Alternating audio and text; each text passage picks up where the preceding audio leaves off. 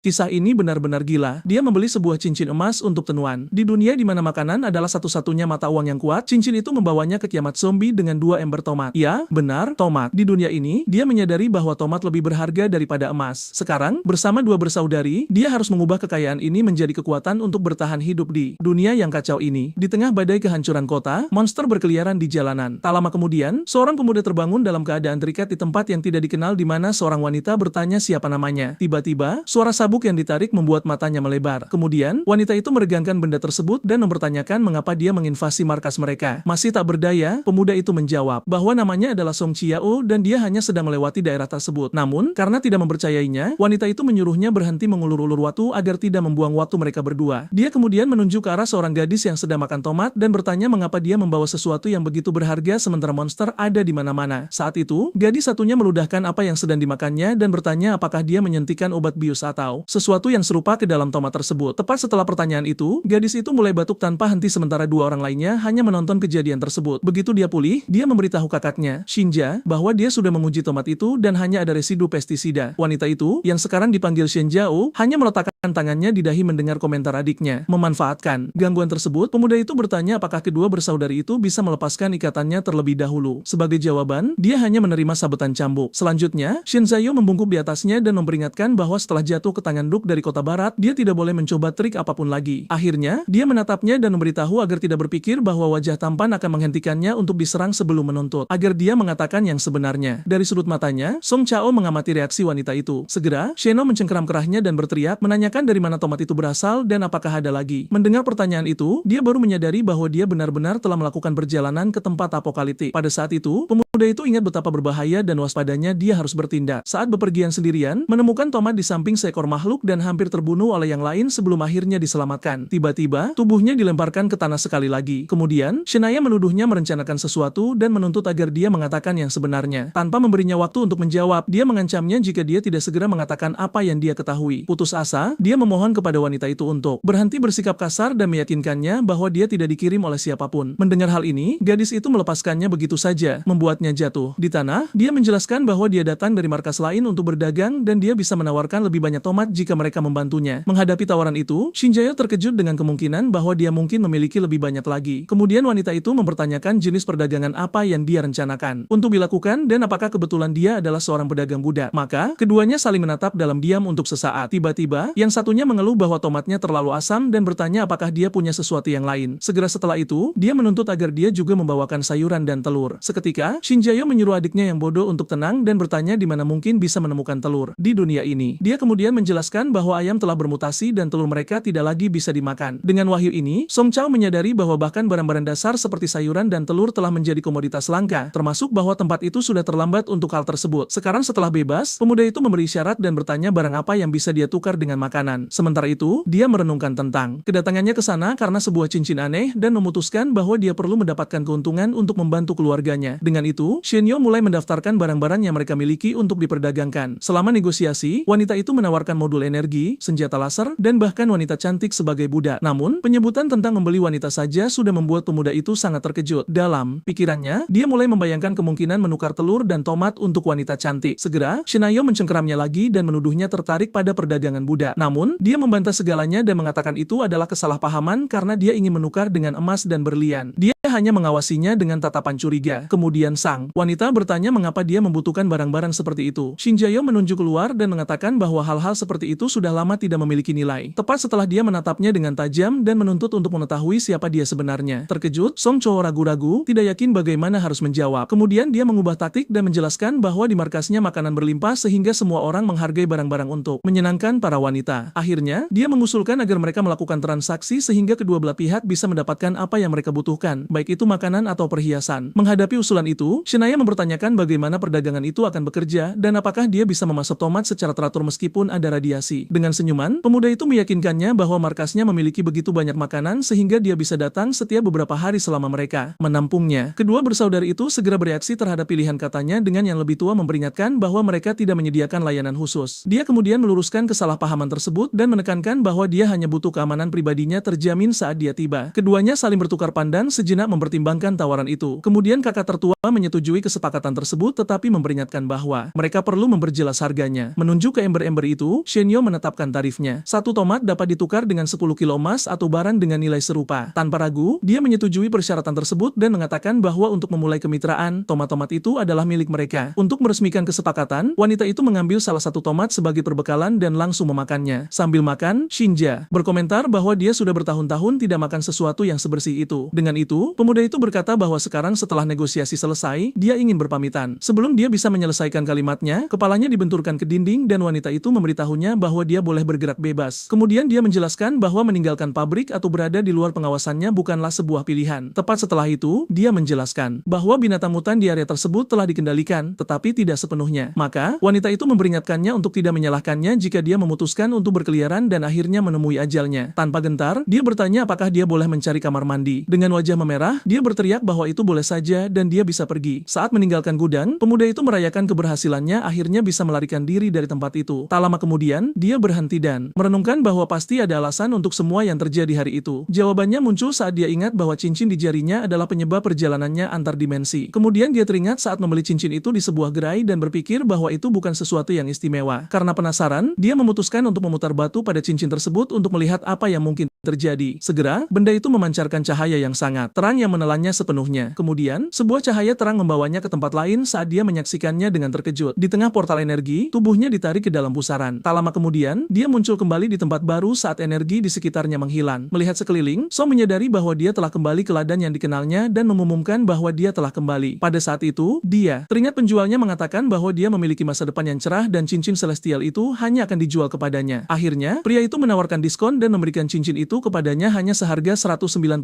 yen. Pemuda itu terus bertanya-tanya siapa sebenarnya lelaki tua itu. Satu ingatan terakhir tentang lelaki tua itu yang dikejar polisi muncul di benaknya. Dengan itu, dia berhenti sejenak untuk memproses semua informasi tersebut. Menghadapi situasi itu, Sun Chou menggaruk kepalanya dan memutuskan bahwa dia perlu menemukan lelaki tua itu untuk bertanya kepadanya. Tiba-tiba, sebuah suara memanggil namanya dan menyuruhnya berhenti di tempat dia berada. Segera, seorang wanita menghadapinya, menuntut untuk mengetahui kapan dia akan membayar 10.000 yen utang keluarganya. Karena tidak tahu harus berkata apa, pemuda itu hanya mencoba memikirkan alasan. Tak lama kemudian, wanita itu menjelaskan bahwa dia butuh uang karena putranya akan segera masuk kuliah. Sambil mengatupkan kedua tangannya, dia memohon kepada Bibi Jeang untuk memberinya waktu beberapa hari lagi guna membayar utang segera setelah dia memiliki uang. Pada saat itu, dia ingat meminjam uang sejumlah itu untuk mengobati orang tuanya yang sakit. Harapan untuk mendapatkan emas dari dunia lain untuk memperbaiki segalanya adalah satu-satunya motivasinya. Sementara dia mencoba untuk membenarkan dirinya, wanita itu mengeluh bahwa dia telah berjanji untuk membayar bertahun-tahun yang lalu dan selalu mencari alasan. Putus asa, dia berjanji untuk membayar utang dalam waktu 3 hari beserta bunganya. Tetapi wanita itu hanya mencibir dan mengatakan orang tuanya lebih baik mati saja. Setelah mendengar kata-kata seperti itu, matanya menyala merah saat wanita itu terus menghinanya. Dalam gerakan cepat, Song hampir memukulnya dan mengancam akan membunuhnya jika dia mengucapkan satu kata lagi tentang keluarganya. Wanita itu hanya menatapnya, benar-benar ketakutan oleh reaksinya. Dengan tinjunya meninju dinding, dia meyakinkannya bahwa dia akan membayar uang itu keesokan harinya beserta bunganya agar dia tidak perlu khawatir. Tak lama kemudian, dia menyuruhnya segera pergi sementara wanita itu menatapnya dengan kaget atas perilakunya. Masih terguncang, wanita itu menuduhnya menakut-nakutinya dan mengancam akan mencari seseorang untuk memaksanya membayar jika dia tidak menepati janjinya. Dia hanya melihat wanita itu pergi dalam diam. Dengan tinju terkepal, dia memutuskan bahwa dia harus mengambil kesempatan ini untuk memberikan kehidupan yang lebih baik bagi keluarganya. Keesokan harinya, di luar pasar, pemuda itu menyiapkan 2 ember penuh sayuran segar. Setelah meletakkan ember-ember itu di samping sebuah kotak, dia memastikan semuanya siap untuk berangkat. Dengan segala sesuatu yang telah disiapkan, dia memutar batu pada cincinnya untuk menaktifkan portal. Segera setelah itu, sebuah pusaran energi besar terbuka di hadapannya, siap untuk membawanya ke dunia lain. Begitu dia tiba, dia memastikan bahwa titik kembalinya tidak berubah. Namun kemudian, moncong senapan muncul di sampingnya.